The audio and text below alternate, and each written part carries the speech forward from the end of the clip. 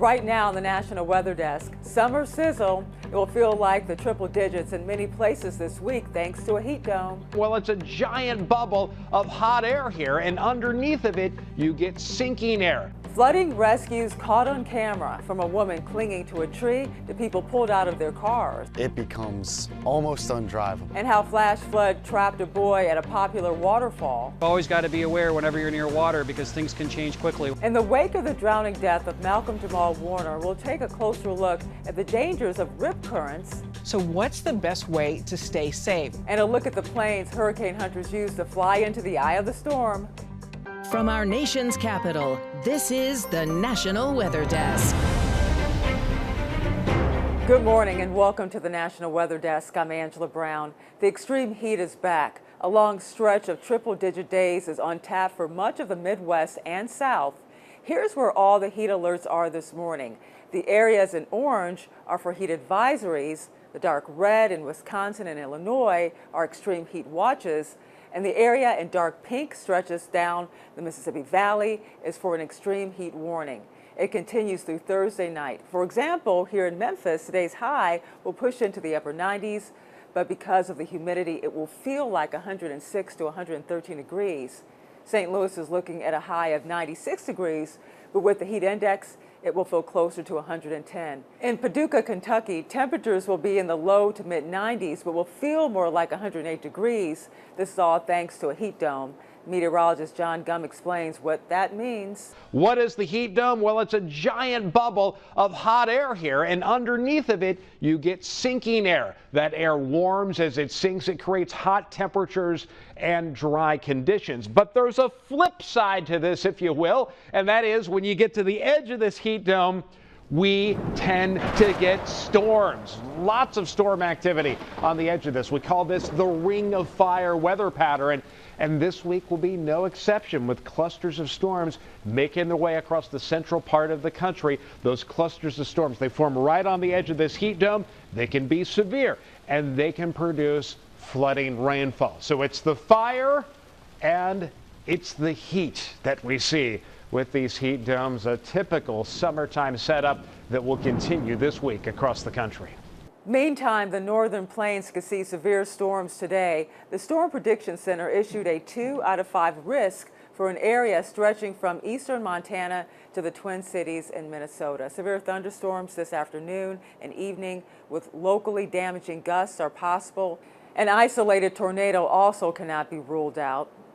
Flooding in Kansas City led to a dramatic rescue Monday afternoon. You can see a woman right there clinging to a tree. A person walking by heard her screaming for help and called 911. Firefighters used an inflatable rubber boat to get through the floodwaters and bring her to safety. Remarkably, she was not hurt. Cleanup continues in the Washington, D.C. suburbs after torrential rain sparked flash flooding last weekend. Local officials say their flood warning system likely prevented a dangerous situation from getting even worse. Brad Bell has more. Pierce Tewksbury, home from college for the summer, was at first having fun narrating his video of the flash flood happening before his eyes.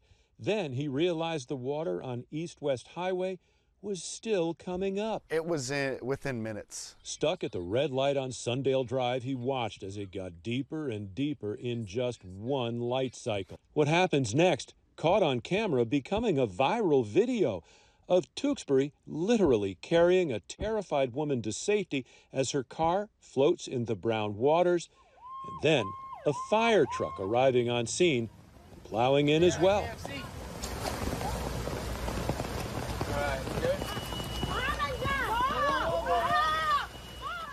Montgomery County Assistant Chief Administrative Officer Earl Stoddard says the county's system of flood sensors, 7 News reported on earlier this month, performed well. But as this graph of data from one of them shows, it rose so fast first responders couldn't get some intersections and roads like Sligo Creek Parkway closed fast enough to save some drivers. And so it just goes to show you that you can get micro level or localized level of flooding given with these extreme outbursts of rainfall that could happen anywhere, but you don't know exactly where that bullseye is going to line up on the county. Summer storms also took a toll in northern New England. Fierce rain and strong winds knocked down trees and tore roofs off buildings near Portland, Maine. Anna Kuhn shows us the damage and cleanup efforts. Once it passed and people started noticing that they had trees down and wires down and roof blown off, yeah, I got a little hectic. The most severe, the roof of the Falmouth Inn being ripped off the top of the building. I looked up and it was like literally, I saw it coming down the street. And it was so intense, I never saw the roof until after it was gone. In Yarmouth, crews shut down the weekend-long Clam Festival early when storm clouds rolled in. And in Gorham, the wind pushed trees down onto the roof of this building, and down the street, another roof peeled off by the storm. It was quite incredible to see this whole roof in the air. The house needs some serious cleanup. The chimney is now on the ground, and debris is scattered everywhere. A young boy in North Carolina had to be rescued from a local river after storms earlier in the day caused severe flash flooding. As Ed Diorio reports, it's a reminder to take caution when entering the water, even after severe weather has passed. There was a small child across the river from a flash flooding incident. A preteen boy found himself on the opposite side of the base of the falls in the middle of a flash flood Sunday afternoon. So we were able to deploy 2 rescue swimmers. Rain at the falls and upstream made for the wrong place, wrong time situation. The rain was pretty heavy there at that time and also up north of us towards the Haywood County line. While the boy was rescued safely, the incident prompts those with the Transylvania County Rescue Squad to remind others that it could have been them. The currents can be unpredictable at times. The best thing to do is, keep an eye on the weather forecast. And if you see, some heavy rain headed to the area, it's just to keep an eye on that so you can mitigate those flash flooding risks. Many already practicing those tips at the falls on Monday. Swimming in there, I'd want to be pretty close, ideally within hand grabbing, because you never know. You've always got to be aware whenever you're near water because things can change quickly whenever you have rain. Experienced hikers like Layla Durr and William Ballinger consistently think of how to avoid situations like Sunday. It's always imperative that you have a partner, someone with you. But despite the dangers, I was just taking precaution, everything that you do out here in the forest, because it is a dangerous place. It's still possible and encouraged to enjoy the mountains safely. But it just means keep your wits about you. Always be aware. You have probably heard by now that actor Malcolm Jamal Warner, best known for his role as Theo on The Cosby Show, drowned over the weekend in Costa Rica. The 54-year-old was vacationing with his family on the Caribbean coast when a current reportedly pulled him deeper into the ocean. That description sounds like a rip current, which can leave even the best swimmers struggling to return to shore. Meteorologist Veronica Johnson takes a closer look. Well, a rip current is just that. It's a current or channel of water that moves from the beach out to sea, and it often carries swimmers with it. So what's the best way to stay safe? Well, remember, rip currents will carry you out, but they won't carry you under. So the first thing that you can do is to remain calm and not to panic. Don't fight the rip current. Try to swim parallel to the shore until you're out of the rip current, or at a diagonal to the shore until you're out of the rip current. The average width of a rip current is about 80 feet. That's about 10 surfboards. So eventually you'll get out of it. And if you can't escape, again, remember to stay calm, to float or tread water. You're not going to go under, and eventually you'll get out of that rip current. And of course, call for help when you can. You're going to be losing energy if you try to swim back to shore without swimming diagonally. And this summer, when you're at the beach, remember, don't swim unless there's a lifeguard on duty. Oregon officially has the largest active wildfire burning in the U.S. The Cram Fire has burned nearly 96,000 acres and is now 73% contained. The National Weather Service has been briefing firefighters on the Cram Fire since it started. An incident meteorologist was brought in to provide localized forecasts to help firefighters who are working around the clock. We also have what's called a remote automated weather station, which is a weather station that we put out in the middle of nowhere. And I actually set one of those up today. So I went out so I can measure humidity and precipitation, temperature and wind. And then we also have a unique one that we launch weather balloons. And coming up on the National Weather Desk, invasive python populations are growing in Florida.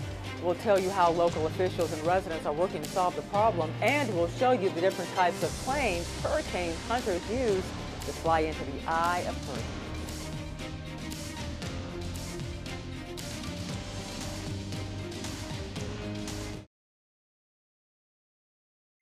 You are watching the National Weather Desk. The forces behind the Guadalupe River floods 2 weeks ago are nothing new. For centuries, they have shaped the landscape. A Texas State professor says the most recent flood is a wake-up call and a chance to prepare for floods that will happen again. John Carlos Estrada has more. For Dr. Kimberly Metzen, the floods along the Guadalupe River weren't just devastating, they were personal. Every time I close my eyes, I see the river. We spent so much time in it. A native Texan and geography professor at Texas State University, Dr. Metzen has spent several of the last few years studying the upper Guadalupe River, kayaking, mapping, and walking nearly every stretch with her students. So this is really close to my research, and I've actually been doing research in this upper Guadalupe area since about 2018. She woke up early Friday, July 4th morning, looking at the radar and river gauges and immediately knew what was coming. I woke up and it was in an immediate panic. I knew that what was going to come and unfold was, going to be a catastrophe. It's a region known to geographers as Flash Flood Alley.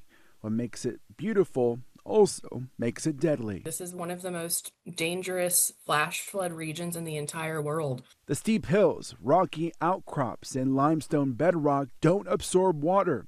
Instead, they funnel it fast into the Guadalupe and its tributaries. And that can happen incredibly fast. You can go from a dry landscape to a raging torrential flood. It's happened before.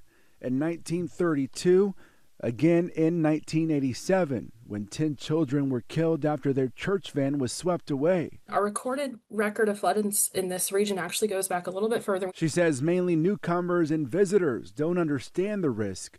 The river seems peaceful until it isn't. One of the best things to do, identify where that is within the landscape and build outside of it. As climate change adds new variables, she says we should be planning not just for 100-year floods, but 500-year floods and beyond. We don't know what the future is going to hold in terms of some of these hazards, but we don't have precision on how much worse they will be, while the potential is there. The deadly Texas floods left communities asking, were warning systems inadequate? Did infrastructure fail? Or do we underestimate a flash flood dangers? Meteorologist Emily Gracie spoke with a social scientist about what makes flooding so deadly and how to prevent future tragedies. The reality is, responding to a flood is just an order of magnitude more complicated than responding to a tornado. In the tornado situation, you're staying where you are. The goal is to just hunker down for a lot of people. In a flood, you have to kind of know, all right, what elevation am I? And what does that mean for, should I stay here or should I think about evacuating? Where is the water now? Where is it going? It's really important for us to think about those things as we think about our alerting systems and what it takes to make them effective. Okay, have you been able to come up with any answers to that? Because it sounds really hopeless. So there's a couple of big things that are coming along to help us. One is flood and inundation mapping in the National Water Model. So this is something that's designed to map water across the whole land surface. And it would enable things like short-term evacuation decision-making that we just really can't even touch now. Something that I've seen come out of this is like a lot of finger pointing. And I noticed that kind of coming out of every disaster, right? Like what went wrong? Who's to blame? Is that a natural human instinct? I think it's a very common instinct. I think where I come in on disasters like this is that there are so many complex factors that often come into play that the real story isn't so simple as here's a scapegoat.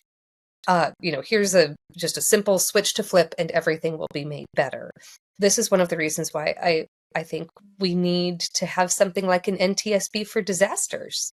If we want to improve, we can't just be meteorologists over here, wringing our hands saying, oh, but if we just had the perfect warning, you would do the right thing. We've got to couple it with, hey, maybe there need to be some adjustments in how our communities, especially campgrounds, maybe in this case, think about flooding. For more on recovering from natural disasters, listen to this week's episode of our podcast, Off the Radar. Kim shares how families can heal and help kids process these frightening events. She will also address some of the weather conspiracy theories that have been floating around. Find Off the Radar anywhere you listen to your podcasts. Hunters in Florida are tracking down an invasive snake species. It's an annual event, but with more places to look for them this year. Jack Wu tells us more about the Python Challenge and how this hunt helps native wildlife. Burmese pythons have been rampant in South Florida since the 90s when they started breeding in the Everglades.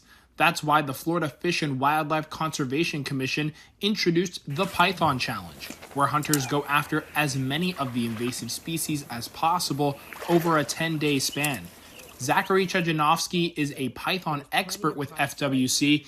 He says the increase in Burmese pythons have decimated native wildlife. We have research to suggest that there has been up to a 90% decline in our native mammals. We know that we've found remains of white-tailed deer in their stomachs, sometimes even getting into conflicts with our native alligators. Pythons aren't only in the Everglades, with recorded encounters from Port St. Lucie to Port Salerno. Since the year 2000, there have been at least 25 Burmese python sightings in the Treasure Coast.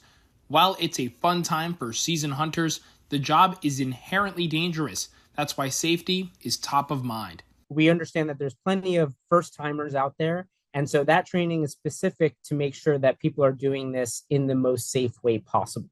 Meteorologist Andrew Buck-Michael from our station in Columbus, Ohio, answers viewer questions on social media. It's a segment he calls the Weather Bucket. Let's take a look at what questions he's answering this week.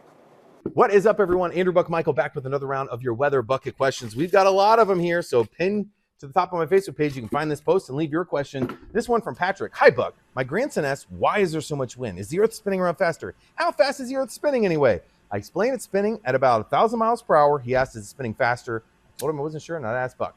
First of all, the Earth is spinning pretty constantly, slightly slower every single year. But if you're inside of a car, just like we're inside of the Earth's atmosphere, you don't feel that spin at 1,000 miles per hour. What we do feel winds from, two main things. First of all, you get a storm. When that wind blows out of that storm, that energy kicking out of it, sometimes you get that big gust of wind. However, most of the time it's caused by high pressure and low pressure. High pressure is sinking air. Low pressure is rising air. So what happens at the surface? As that air sinks, it has to go somewhere, and it wants to get rid of the wind here. So you get that wind to kind of move along at the surface down here for us. Now, the stronger the low pressure system, kind of like a hurricane, the stronger the winds that will be funneling across us before it gets lifted into those thunderstorms. Hopefully that answers this for your grandson there, Patrick. By the way, leave more questions and we'll answer them next time with the Weather Bucket. And time now for a short break, but first we take to the skies over Oklahoma.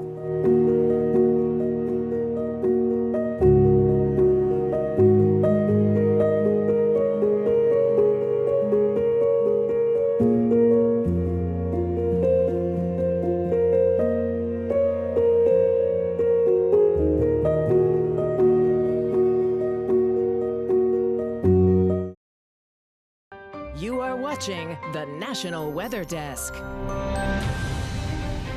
Hurricane hunters fly into hurricanes to get the most complete information about the storm that they can. Meteorologist Vetus Reed gives us a closer look at the types of planes they use.